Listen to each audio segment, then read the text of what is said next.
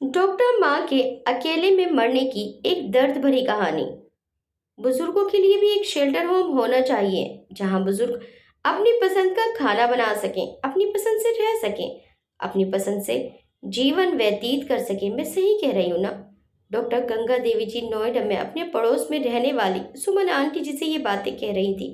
तो सुमन आंटी जी भी डॉक्टर गंगा देवी जी की बातों में हाँ मिलाकर कहती हैं कि आप बिल्कुल ठीक कह रही हैं।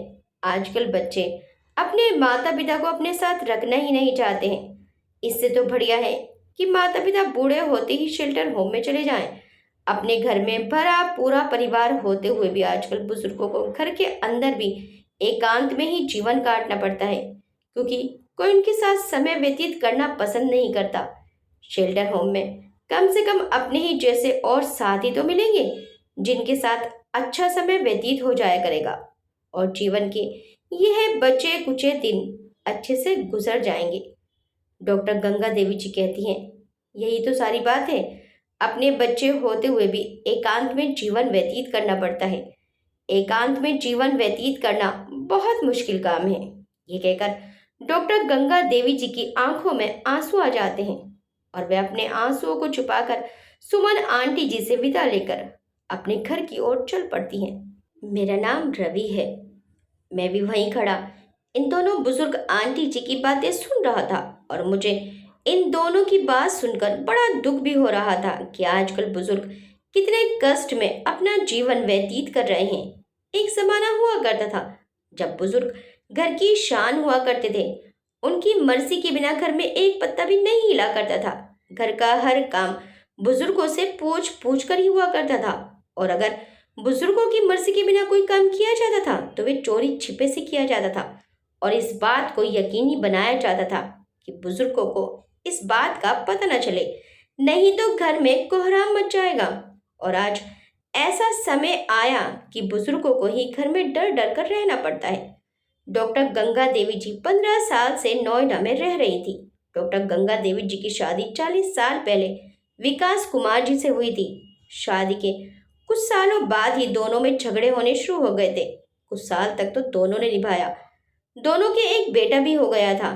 अपने बेटे का नाम उन्होंने विनीत रखा, किंतु बाद में झगड़े ज्यादा होने लगे तो डॉक्टर गंगा देवी जी ने विकास कुमार जी से तलाक ले ली और अपने बेटे को लेकर अलग रहने लगी।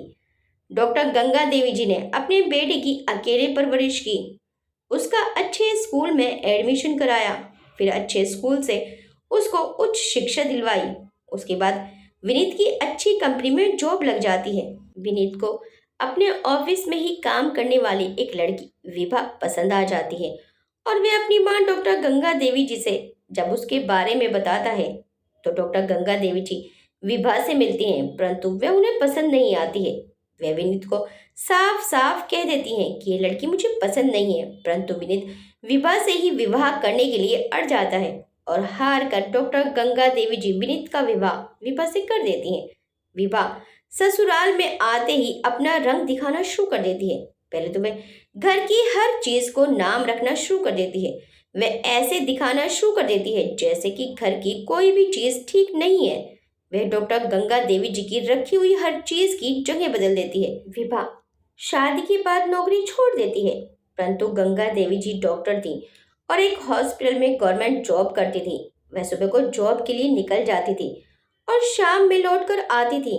डॉक्टर गंगा देवी जी के पीछे सभी काम विभा को करने पड़ते थे, तो विभा को बहुत गुस्सा आता था, क्योंकि शाम को भी उसको अपनी सास के आने से पहले ही खाना तैयार करना पड़ता था। विभा को खाना बनाना भी अच्छा नहीं आता था, तो वे खाना भी उल्टा सीधा बनाकर रख देती थी, जो कि डॉक्टर गंगा देवी जी को पसंद नहीं आता था। यह बात भी विभा को अच्छी नहीं लगती थी कि मैं तो नौकरों की तरह घर का काम करूं और ये महारानी बनकर हॉस्पिटल में चली जाती हैं और मेरे बने खाने को नाम रखती रहती हैं। धीरे धीरे उसने विनीत के कान भी भरने शुरू कर दिए।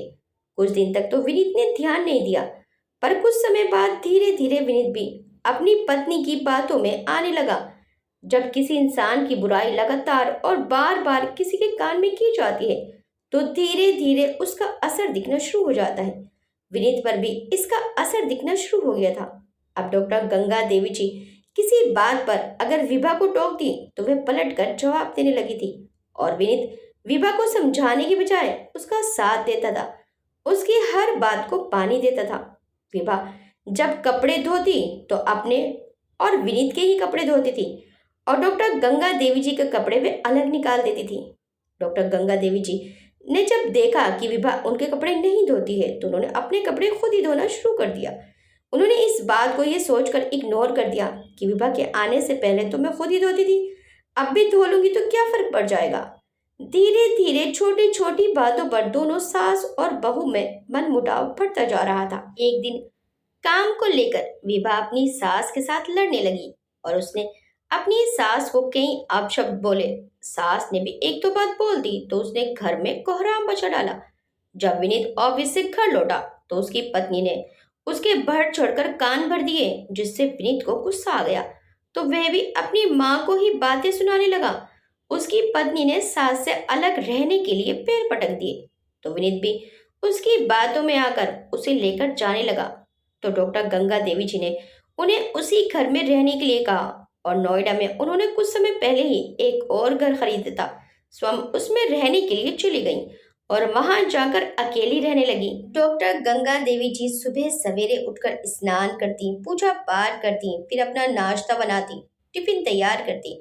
उसके बाद तैयार होकर हॉस्पिटल के लिए निकल जाया करती थी। शाम को थकी हारी घर आती, घर आकर कुछ बनाने का मन करता तो बना लेती, वरना जो भी रखा होता वही खा लेती और सो जाती।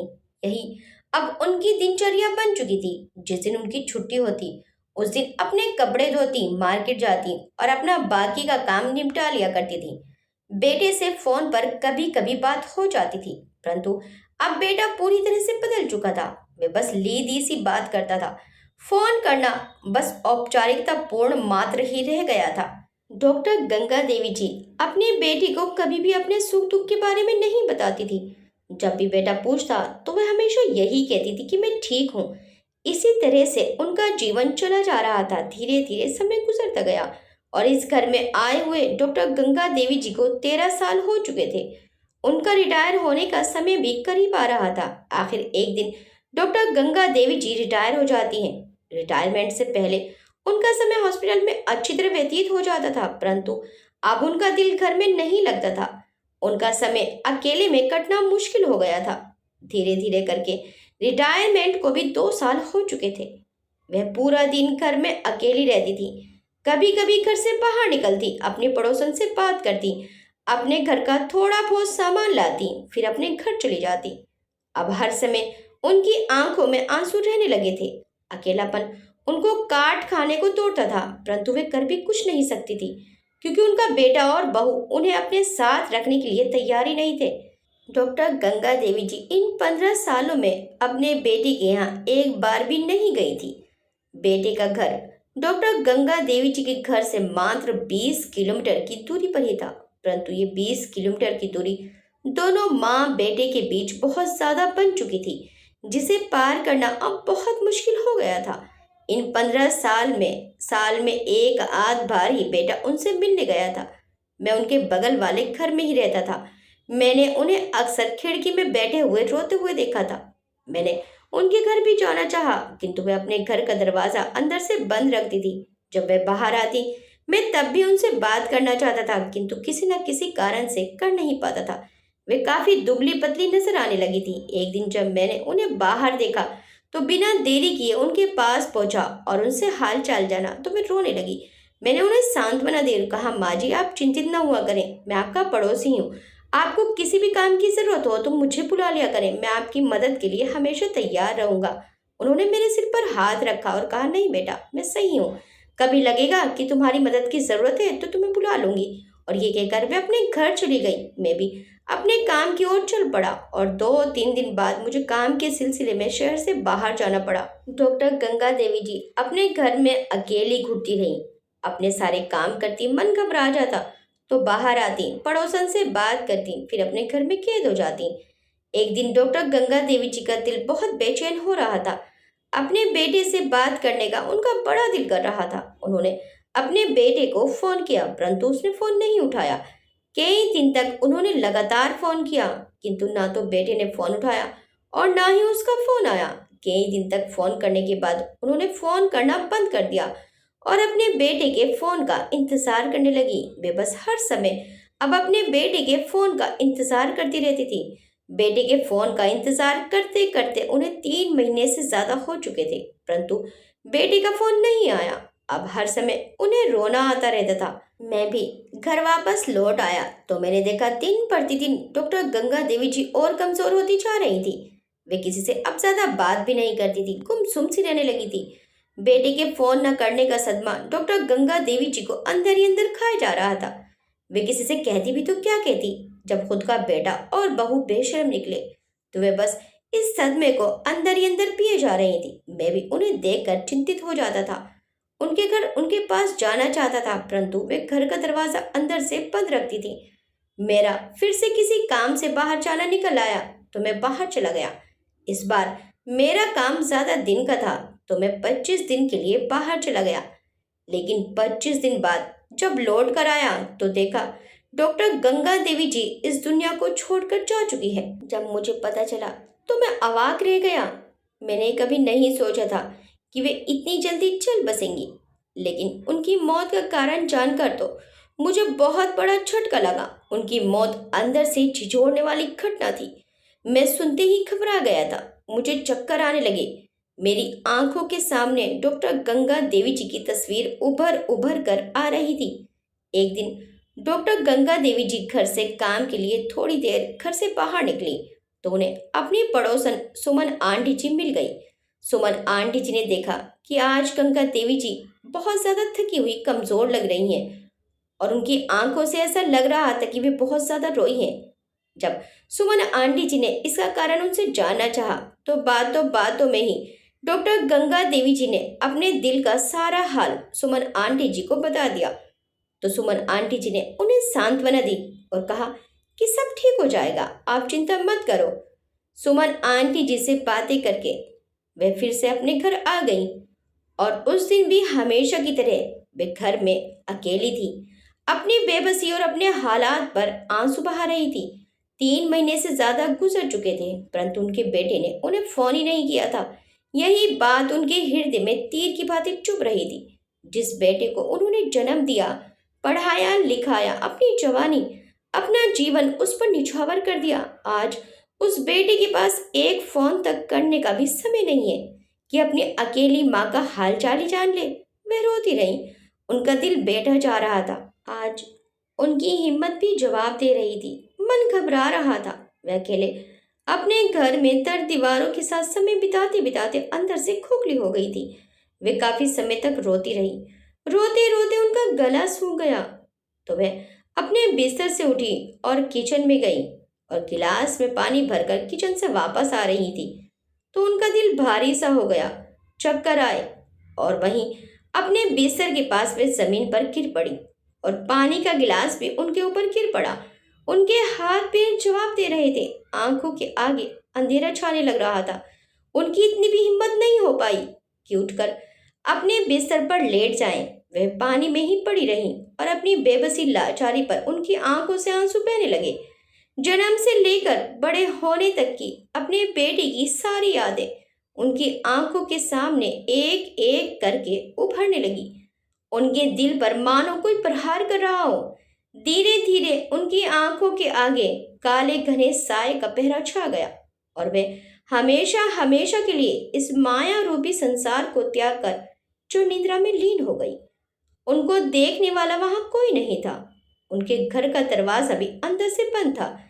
किसी को उनकी मौत की भनक तक न लगी और डॉक्टर गंगा देवी जी का मर्त शरीर वहीं के वहीं पड़ा रहा।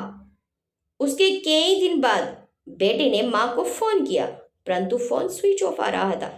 बेटा कई दिन तक फोन करता रहा, परंतु माँ ने फोन नहीं उठाया। फिर एक दिन बेटा अपनी पत्नी के साथ माँ के घर पहुंचा और बाहर खड़े होकर डोर बेल बजाने लगा, परंतु कोई भी प्रतिक्रिया नहीं हुई। प्रतिक्रिया होती भी तो कैसे, वो माँ जो बेटे और बहू को बोझ लगती थी, इस नर्क रूपी संसार को 19 दिन पहले ही छोड़कर जा चुकी थी। बेटे ने पड़ोसियों की सहायता से गेट तोड़ने की कोशिश की, परंतु जब गेट नहीं तोड़ पाए तो पुलिस को फोन किया। मौके पर पुलिस पहुंच गई और पुलिस गेट तोड़कर अंदर गई। अंदर प्रवेश करते ही सबने अपनी नाक ढक ली, क्योंकि वहां इतनी ज्यादा बदबू थी कि सबको उल्टियां लगने को हो गई। सब हिम्मत करके आगे बढ़े तो देखते ही सब भौचक्के के रह गए। सबकी आंखें फटी रह गई, सबके पैरों तले जमीन खिसक गई। सब एक दूसरे को देखने लगे। डॉक्टर गंगा देवी जी जमीन पर मट पड़ी हुई थी। उनका शरीर काला पड़ चुका था और उनके शरीर में कीड़ों ने जन्म ले लिया था। माँ को देख बेटे और बहू के भी होश उड़ गए। विनीत चिल्ला चिल्ला कर कहने लगा, माँ, अगर तुम्हें कोई दिक्कत थी तो मुझे फोन क्यों नहीं किया? मैं काम में व्यस्त हो गया था, इसलिए फोन नहीं कर पाया, पर तुम तो मुझे फोन कर सकती थी माँ। मेरी माँ न जाने कब की यहाँ मर पड़ी हुई है। मैं पापी निकला, अपनी माँ को देखने तक नहीं आया। मेरे ना आने के कारण ही ये सब हुआ है। मैं आता जाता रहता तो ये सब ना होता। मेरी माँ का क्या हाल बना डाला मैंने। मुझे माफ कर दो माँ, मुझे माफ कर दो। विनीत रोने लगा। विभा भी रोने लगी। उसने अपने पति को संभाला। उनकी बॉडी को पैक कर दिया गया।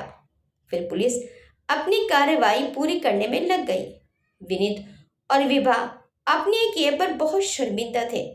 उन्हें बहुत पछतावा हो रहा था, किंतु अब पछताने से क्या होने वाला था? माँ को चिर निद्रा में लीन हुए 19 दिन का समय हो गया था।